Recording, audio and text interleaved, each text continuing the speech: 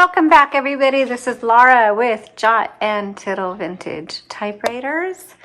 So glad that you are joining us today. I have got a Corona Standard for you, and it's in really beautiful condition.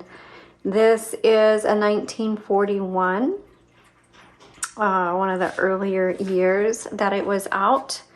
You can see that it is in the kind of like the black crinkle or black matte, and then it has the lines, the polished lines on it. This one here is in really good condition. You can see the decals are fantastic. Has the line all the way across the base, and then it has the black round keys. They're not glass, but they're just the black round keys. So we are going to take a look at how to use this typewriter. And if you want to see how it actually types, then you can click on the demo video in the description below. The link is there for you. And it'll also pop up at the end of this video. Okay, so let's start with the back.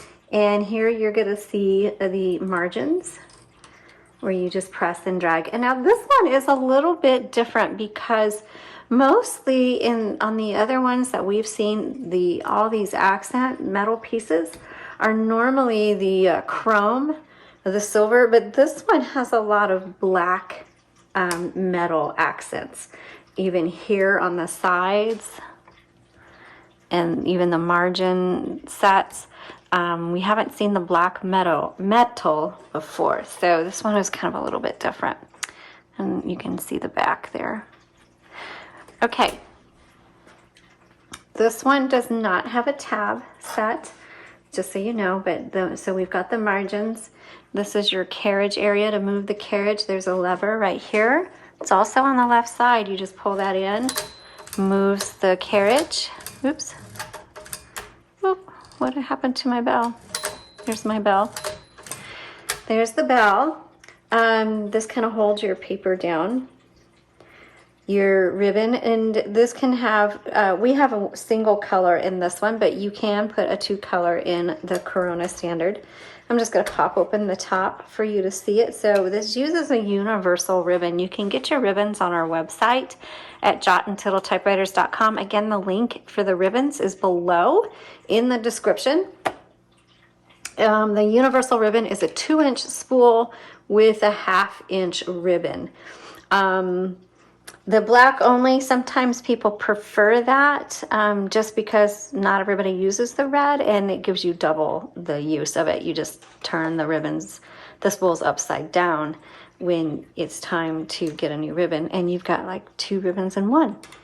But sometimes if like your typewriter doesn't shift very well between the black and the red, then sometimes you just want a single color so that there's not a lot of bleed between the red and the black.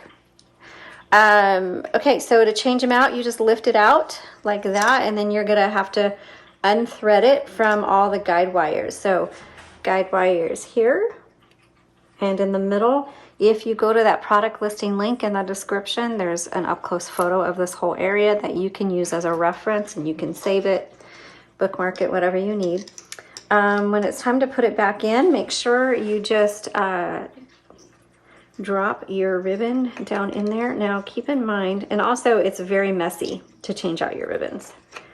When you drop it in there, there's a little pin, and it needs to go in one of those little 4 holes. Oop, there, and it drops right down. So you'll know when it's fitted in there, it'll drop all the way down in there.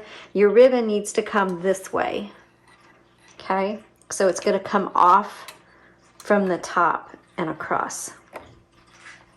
Same with this side. It's gonna come around this way. And then you're just gonna have to look, there's like a little gap there in the middle. Sometimes the gap is in the back, sometimes it's on the top, sometimes it's a little bit of both. But you're just gonna have to look at those guide wires and see where the slits are in the metal, so you can put your ribbon in and kind of jimmy it around to get it where you want it, okay? Here's your type bars, and to adjust the tension on them, that is right here. And that's just for Some people have a heavier hand. Like my husband has a very heavy hand. When he types, it's like bam, bam, bam. And then when I type, I have like feather fingers. So that's what this tension is for. It just adjusts how hard these type bars strike your paper. So just kind of, test it and see which setting works best for you. For those of you looking for the serial number, it's right here on the inside of your, underneath the cover, stamped onto the frame on the right side. Okay, so let's go ahead and close the top. And as I've mentioned before, no tab on this typewriter. Also, here's your manual ribbon reversal, because when you get to the end of your spool, it's not the end of your ink. There's a lot of ink in that ribbon, and you just reverse it and you just press it down and you'll hear it click. And it'll just go back and forth. That ribbon should last you a really long time. Color selector, black on top, red on bottom. The white in the middle is a stencil setting. Typewriter's not going to type on that setting. And so if you're having some issues and you're like, why is it so light, or why is it not typing right? Check your color selector. Make sure it's firmly on black or red, and try reversing the direction of your ribbon. And a lot of times that will answer most of your questions. And if not, then you can go from there. But always start with those two things.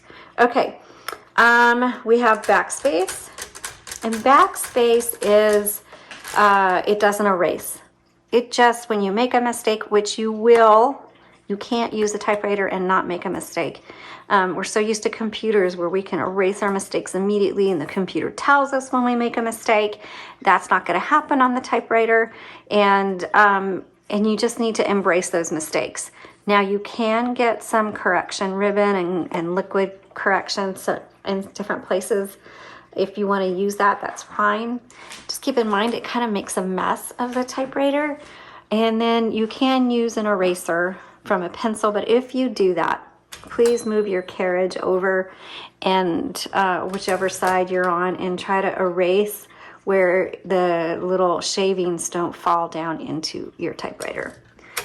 But otherwise, just X through it, line through it, and keep going. I am going to show you how to load the paper, and then we're going to show you the margin release. So to load paper, you just set it right there. No need to press it down. Turn the handle, and that'll pull it right through.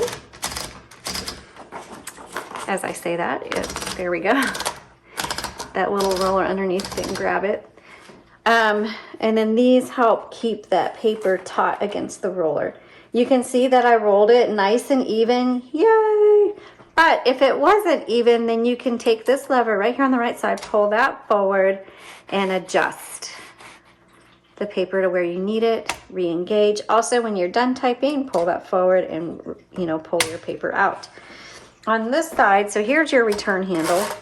On this side, this little lever adjusts your line selector. It's your line selector, so when you hit the return handle, it's either going to advance 2 lines or 1 line, however you want to do it. Now, when you get to the end of your line and that bell goes off, let me do this. Sometimes you're in the middle of a word. That bell is saying, hey, you are at the end of your margin. I'm actually going to bring this in. And when you get to the end of your margin, and if you're in the middle of a word, then you can hit that margin release. And it'll let you keep going, because when you hit that margin, it's supposed to all lock up on you. And it's supposed to do that. And then you can hit your return handle and go on to the next line. This is your shift, and the reason it says floating shift is because that was a really big deal back then. In the past, before these models, when you hit shift, it would lift the carriage, which to you may not sound like a really big deal, but to your pinky, it's a really big deal, because your pinky is actually lifting the weight of that carriage.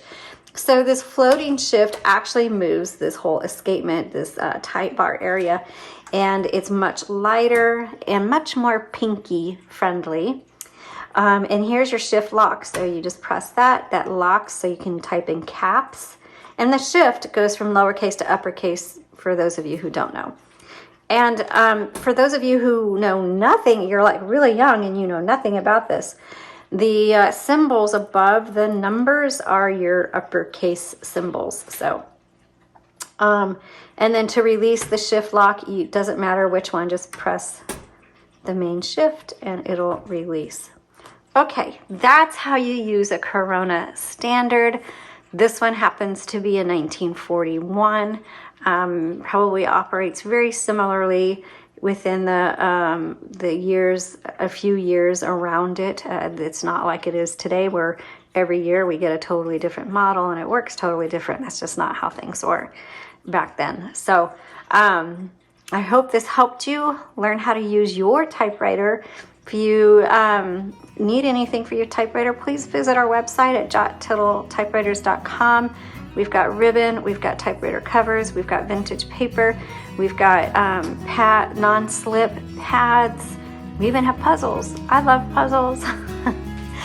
And so I put puzzles on there. Anything that's like analog, you know, non-digital, I really want to, I really find a lot of interest in. So thanks for watching. Give us a thumbs up and you all have a blessed day.